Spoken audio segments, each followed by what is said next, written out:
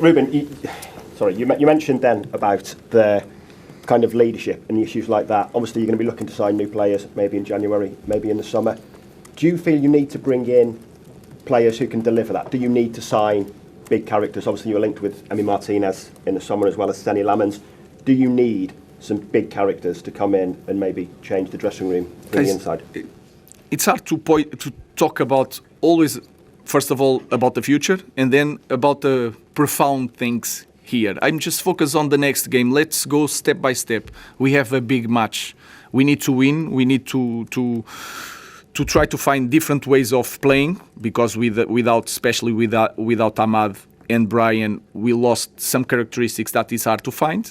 So let's focus on that and then we will see the rest. Ruben, the thing that stands out about the Kobe Mainoo, his half-brother, is that, because you're talking about the open door, your door's always open, are you a bit sort of disappointed or surprised that Kobe hasn't come to you and said, look, that's happened, it's nothing to do with me, boss? Basically, in essence, I just want to make sure you're clear about that, because while that's not going on, surely that sort of speaks about his sort of character as well, Kobe. Maybe he hasn't got that in him to sort of come and be proactive. Yeah, it's a shy boy, but it's not his responsibility. He's responsible for his acts, and his act was to play well in the last game. So I'm just focused on that. And then I had the situation in Sporting that my brother wrote something in the internet, and I have to answer for that. And my explanation is he has his life, he has his opinion, it's nothing to do with me. So I will do the same with Kobe. Kobe needs to fight for his job. I think that is not a bad thing to be on the bench of Manchester United with 20 years old. I remember Ronaldo was on the bench, Rooney was on the bench sometimes, Veron was not playing. I remember all the history of Manchester United and this didn't fall. So let's continue in trying to avoid the nonsense and the noise and I just want, believe it or not, I just want to help the team to win and they help Kobe to be a better player. I do believe it. And so what you're saying then about Rooney, Ronaldo, all these big players on the bench, is that something you're trying to cultivate then, this idea that actually, No guys, I'm not trying to say, Kobe, you are a big player here, let's put it on the bench to show something. No. What I'm saying is the opposite. I'm just not putting Kobe sometimes because I understand that this is not the right guy to start a game. Maybe the next game, tomorrow, the next game, is going to start. If he plays well, he's going to show everyone this guy cannot take me for the team, and I will be so happy. So I don't care. I don't want to show nothing to anyone. I'm just saying that I'm trying to win games and to show to the players that if you do the things right, you will play no matter what the name. Thank you. Chris and then Catherine. Hi Ruben. You let in 4 goals on Monday, but I think it's fair to say that Senna has played very, very well since he came into the first team. Not his fault at all, of course. You could have worked out differently in the summer. You could have signed Martinez. Given how the season's gone so far, are you happy with the choice that you made? Guys, we're really happy with Sen. We have a game against Aston Villa. I don't want to comment anything else.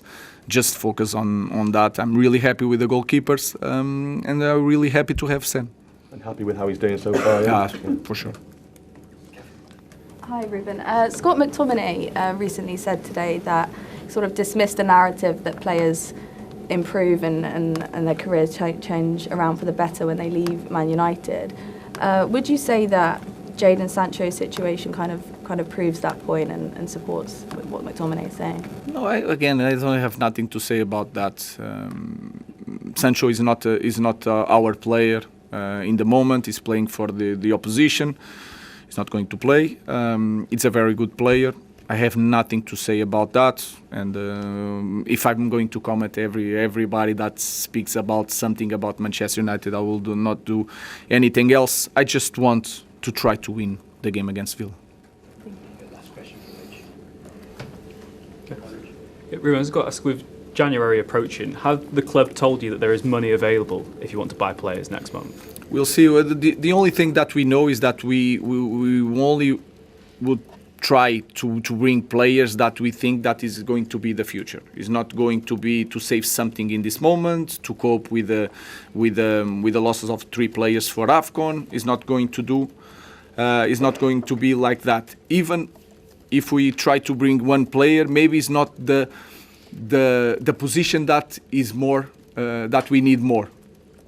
We will try to bring now and the end of the season players that they are perfect for our future. So I don't know what is going to happen, but it's possible that we can do something.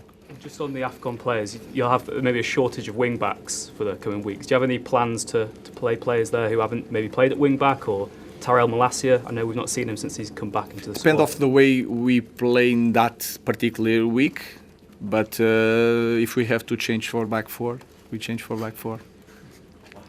I was saving this one for Inside Carrington is brought to you by United Store, where you can shop the biggest selection of festive United gifts. Kick off the holiday season with United Store.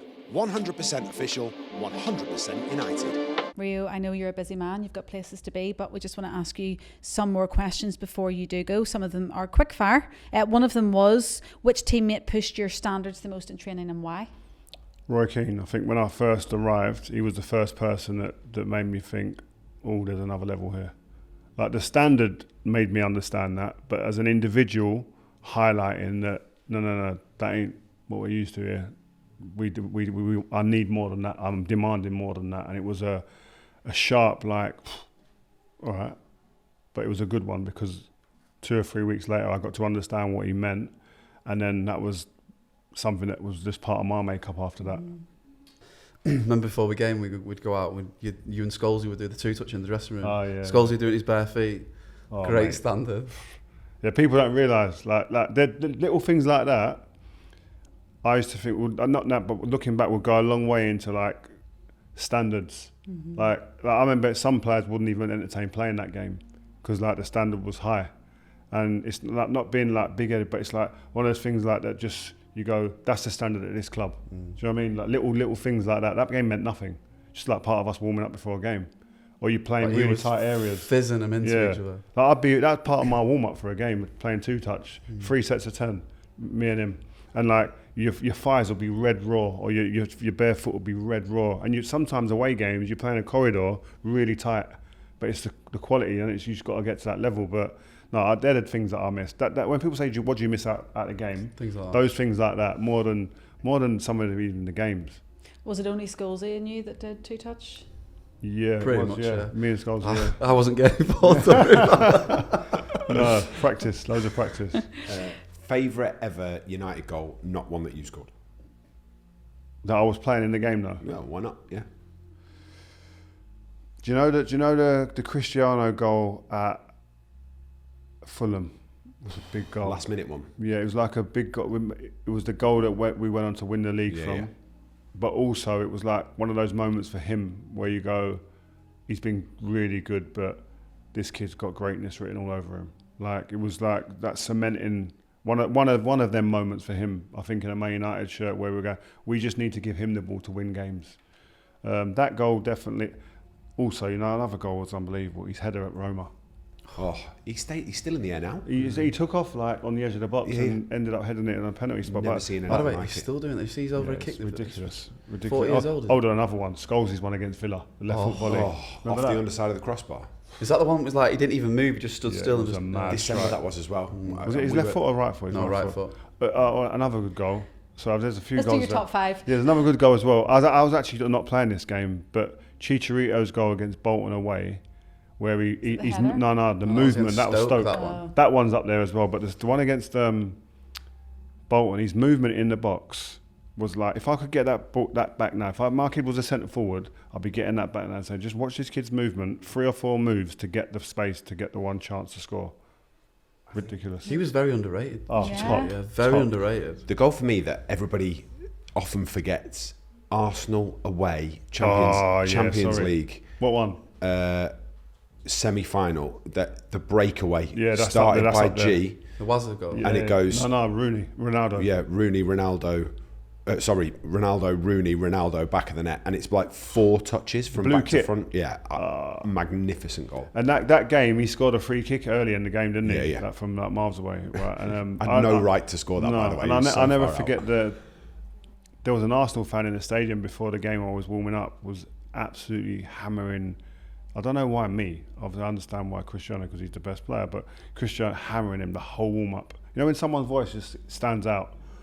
And when he scored that goal, I normally I would one of the first to get to the player. I ran straight to where that geezer was in the thingy he was going. I had that City away. City away, I was on the bench, and all I could do was 2-0 up, and all I could hear was the one where Robin van Persie's flicked off. Free kick. So I was sitting on the bench, and there's a guy behind me going, "Come on, put Phil on, put Phil on." I'm No thinking, way. giving it all that. Came on, first 2 minutes, it was 2-2. I'm thinking, what is this? One's gone through my legs, nipped off me and gone in the corner for Zabaleta. And then Robin obviously won it in the last minute.